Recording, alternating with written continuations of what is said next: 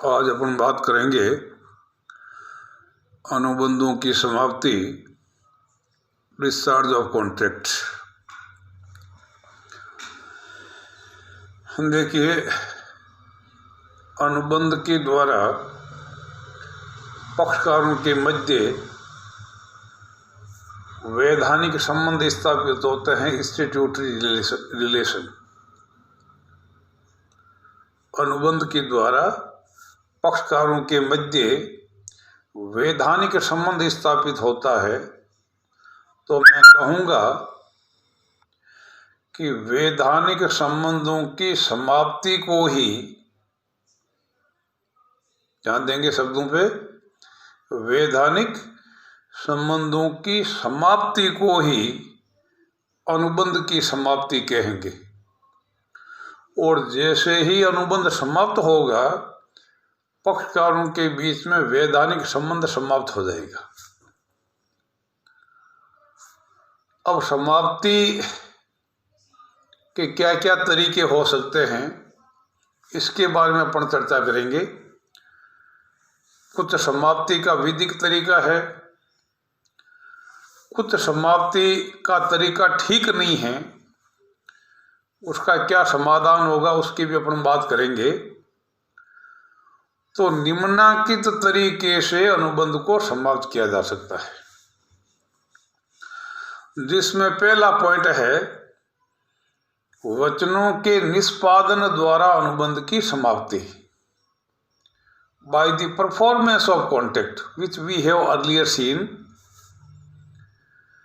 जिसके बारे में अपन पहले ही, इससे पहले वाली अध्याय के अंदर अपन ने बात करी थी कि अनुबंध से संबंधित प्रत्येक पक्षकार द्वारा अनुबंध की शर्तानुसार अपने अपने दायित्वों का निर्वाह करते ही अनुबंध समाप्त हो जाएगा। मैंने आपको ये बताया था कि यही अनुबंध की समाप्ति का व्यवस्थित एवं वैधानिक तरीका है। जो बातें तय हो गई, जो टर्म्स एंड कंडीशन तय हो गई, उन तय शर्तों के अनुसार प्रत्येक वचनदाता अपने अपने दायित्वों का निर्वाह कर ले, तो each and every body will be discharge from their liability, और इसी के साथ में अनुबंध समाप्त हो जाएगा। दूसरा तरीका है पारस्परिक सहमति के द्वारा, बाय म्यूचुअल कंसेंट। देखो, पारस्परिक सहमति के आधार पर ही तो अनुबंध का निर्माण होता है। Contract is created on behalf of the mutual consent. जो अनुबंध, जो दायित्व उत्पन्न होता है, वो पक्षकारों की पारस्परिक सहमति के आधार पर ही बनता है। तो पारस्परिक सहमति के आधार पर अनुबंध को समाप्त भी किया जा सकता है। It is one of the mode of the discharge of contract. इसके 4 तरीके के बारे में मैं उल्लेख करूंगा, जिसमें पहला पॉइंट है नवीकरण, नोवेशन। नवीकरण का शाब्दिक अर्थ है न्यू इंस्टेड ऑफ ओल्ड, पुराने के स्थान पर नया।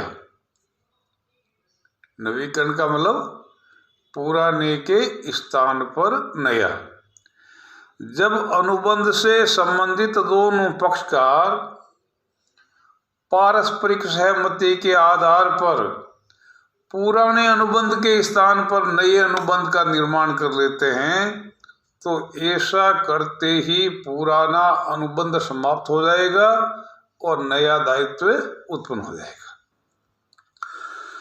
दूसरा है परिवर्तन द्वारा, बाय अल्टरेशन। बाय अल्टरेशन, परिवर्तन द्वारा, यदि अनुबंध से संबंधित दोनों पक्षकार पारस्परिक सहमति के आधार पर अनुबंध की आधारभूत शर्तों में अगर परिवर्तन कर दे, तो ऐसा परिवर्तन करते ही पुराना अनुबंध समाप्त हो जाएगा और नई शर्तें लागू हो जाएगी।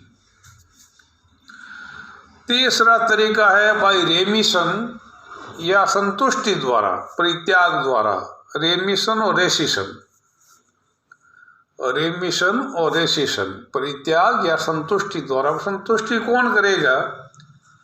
अगर वचन ग्रहीता चाहे, वचनदाता को तो वचन का निष्पादन करना है, he has a legal liability. वचनदाता को अपने वचन का निष्पादन करना है जब तक कि वो राजनियम के द्वारा सम्य न हो। वचन ग्रहीता अगर चाहें तो वो पूरे अनुबंध के निष्पादन के दायित्व से वचनदाता को मुक्त कर सकता है। यदि वो चाहें, कौन? वचन ग्रहीता, तो पूर्ण भुगतान के बदले में आंशिक भुगतान को स्वीकार कर सकता है। यदि वचन ग्रहीता चाहें तो मूल पारितोषण के स्थान पर कोई पारितोषण की राशि स्वीकार कर सकता है। और यदि वचन ग्रहीता चाहे तो वचन के निष्पादन की समयावधि को बढ़ा सकता है। ऐसा करते ही पुराना सिस्टम समाप्त हो जाएगा और नया सिस्टम लागू हो जाएगा। और लास्ट पॉइंट है निरस्तीकरण द्वारा, बाय रेसिशन, निरस्तीकरण द्वारा। अब निरस्तीकरण कब होगा? या तो दोनों पक्षकार पारस्परिक सहमति के आधार पर यह सुनिश्चित कर लें कि इस अनुबंध को समाप्त करना है, there is no problem at all. पहले जिस पक्षकार को अपने वचन का निष्पादन करना है, यदि वो वचन का निष्पादन नहीं करता है उस क्रम के अनुसार, तो वचन ग्रहीता को अनुबंध के परित्याग का अधिकार प्राप्त हो जाएगा। और तीसरी दशा तब होती है जब कोई अनुबंध पीड़ित पक्षकार की इच्छा पर व्यर्थनीय हो, voidable on behalf of the deceased party. पीड़ित पक्षकार की इच्छा पर व्यर्थनीय हो तो पीड़ित पक्षकार अगर चाहें तो अनुबंध को निरस्त कर सकता है। तो दो तरीके हमने देखे, एक वचनों के निष्पादन द्वारा और दूसरा पक्षकारों की पारस्परिक सहमति के द्वारा, और तीसरा है निष्पादन की असंभवता द्वारा, by impossibility of the performance.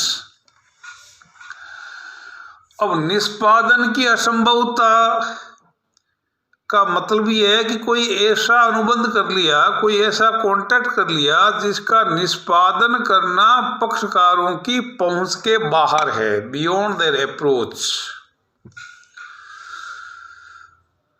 पक्षकार चाहते हुए भी उस वचन का निष्पादन नहीं कर सकते। अब इसमें इम्पॉसिबिलिटी के बारे में पक्षकारों को जानकारी है या नहीं है, इट डजंट मैटर। जानकारी हो तब भी कोई मतलब नहीं, जानकारी नहीं हो तब भी कोई मतलब नहीं। Impossible is always impossible. इसको अपन मोटे तौर पर दो भागों में विभाजित कर सकते हैं। एक है एग्जिस्टिंग इम्पॉसिबिलिटी, विद्यमान असंभवता। जब दोनों पक्षकार अनुबंध कर रहे होते हैं तब भी उस वचन का निष्पादन करना उनकी पहुंच के बाहर होता है, लेकिन इसके बारे में वो अनभिज्ञ होते हैं और वो ऐसा अनुबंध कर लेते हैं। इसका कोई कानूनी औचित्य नहीं है। It is prima facie void, प्रथम दृष्टया ये व्यर्थ माना जाएगा। लेकिन दूसरा तरीका है अनुबंध के पश्चात उत्पन्न असंभवता, सबसिक्वेंट इम्पॉसिबिलिटी, सुपरवेनिंग इम्पॉसिबिलिटी। अनुबंध कर लिया, अनुबंध करते समय कोई अड़चन नहीं थी, लेकिन अनुबंध करने के पश्चात इस प्रकार की परिस्थितियां उत्पन्न हो गई कि अब वचनदाता चाहते हुए भी उस वचन का निष्पादन नहीं कर सकता, तो उसको कहते हैं अनुबंध के पश्चात उत्पन्न असंभवता या सुपरवेनिंग इम्पॉसिबिलिटी या सबसिक्वेंट इम्पॉसिबिलिटी। और आजकल उसका एक और नाम दे दिया है, वो है निराशय का सिद्धांत, डॉक्ट्रिन ऑफ द फ्रस्ट्रेशन।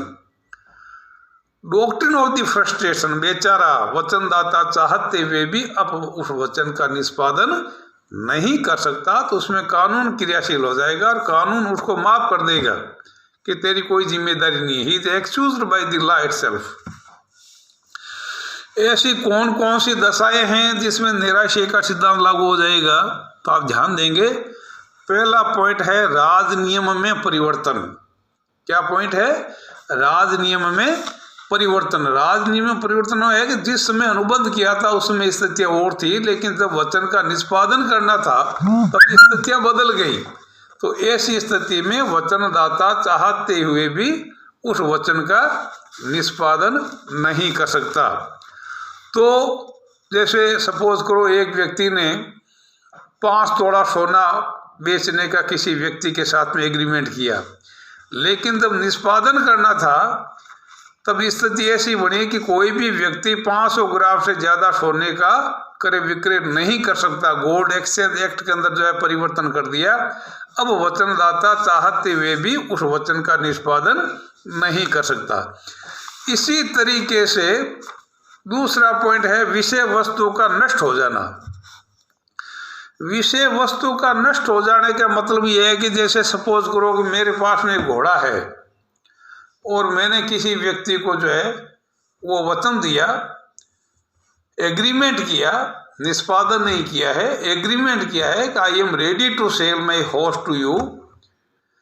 एक निश्चित अंतराल के पश्चात, एक निश्चित समयावधि के पश्चात, ये एग्रीमेंट टू सेल है, सेल नहीं है, स्वामित्व का हस्तांतरण नहीं हुआ है। हस्तांतरण होने से पहले बिना किसी की गलती के घोड़े की नैसर्गिक तरीके से मृत्यु हो गई, विषय वस्तु नष्ट हो गई। मैं चाहते हुए भी उस वचन का निष्पादन नहीं कर सकता। इसी तरह से पर्सनल इम्पॉसिबिलिटी, व्यक्तिगत असमर्थता।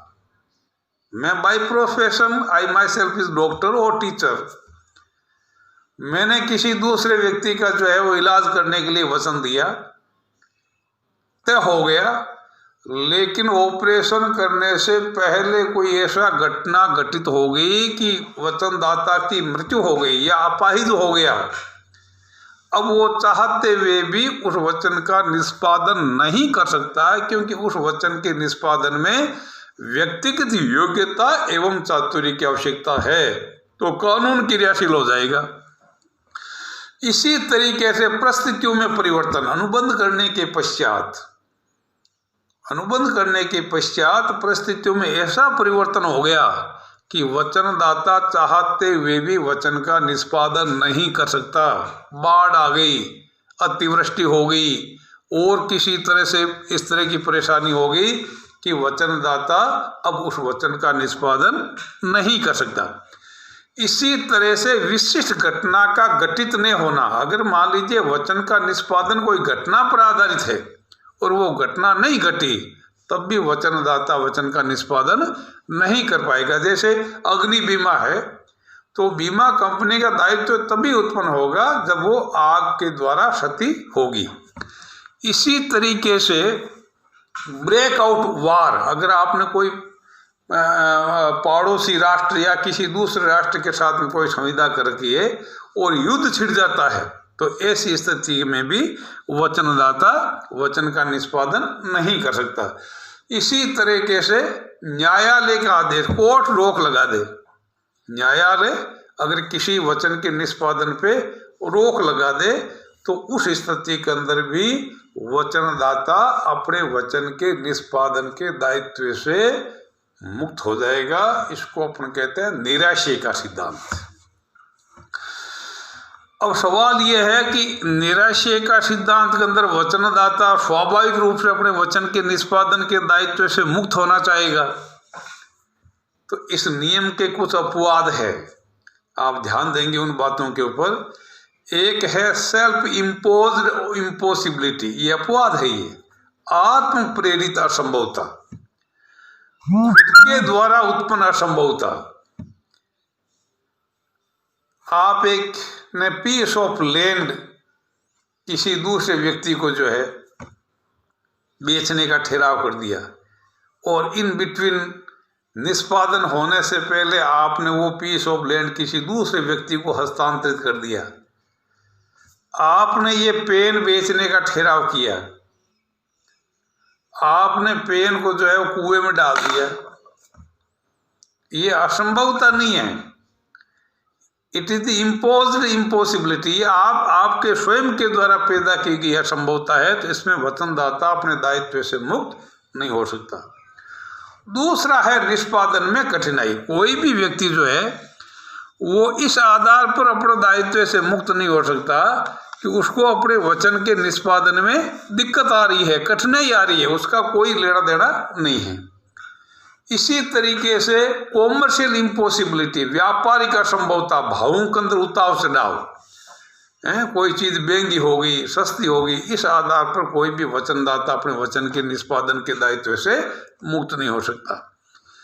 इसी प्रकार से असंभवता के बारे में जानकारी अगर वचनदाता को पहले से पता हो कि it is impossible event, it is impossible to perform, तो ये फ्रॉड है। वचनदाता के ऊपर निराशय का सिद्धांत लागू नहीं होगा, वो अपने वचन के निष्पादन के लिए उत्तरदायी होगा, और निष्पादन नहीं करता है तो it is treated as a breach of contract, ये अनुबंध भंग माना जाएगा। इसी प्रकार से तीसरे पक्षकार के कारण उत्पन्न असंभवता, जब तक कि वो सांयोगिक अनुबंध नहीं हो, जब तक कि वो सांयोगिक अनुबंध नहीं हो, अगर वचनदाता ने ये वचन दे दिया कि ये माल अमुक आदमी से आएगा तो ही मैं सुपुर्द कर पाऊंगा, तब तो ये सांयोगिक अनुबंध होगा। अगर वो सप्लाई करेगा तब भी वचनदाता का जो है दायित्व उत्पन्न होगा, लेकिन इस तरह की कोई शर्त नहीं है। और तृतीय पक्षकार ने अपने वचन का निष्पादन नहीं करने की वजह से दिक्कत आ रही है, तो वचनदाता अपने दायित्व से मुक्त नहीं हो सकता। Again it is treated as a breach of contract. Simultaneously हड़ताल और तालाबंदी, इसको भी जो है वो निराशय के सिद्धांत के अंदर काउंट नहीं किया गया है, क्योंकि अगर इस तरह से परमिट कर दिया जाए तो हड़ताल और तालाबंदी ये खुद स्वयं चला करके इस तरह की परिस्थितियां जो है पैदा की जा सकती है। तो कुल मिलाकर के ये कुछ ऐसी दशाएं हैं, ये कुछ ऐसी शर्तें हैं जिसके तहत निराशय का सिद्धांत लागू नहीं होगा। वचनदाता या तो अपने वचन का निष्पादन करें और या फिर जो है क्षतिपूर्ति के लिए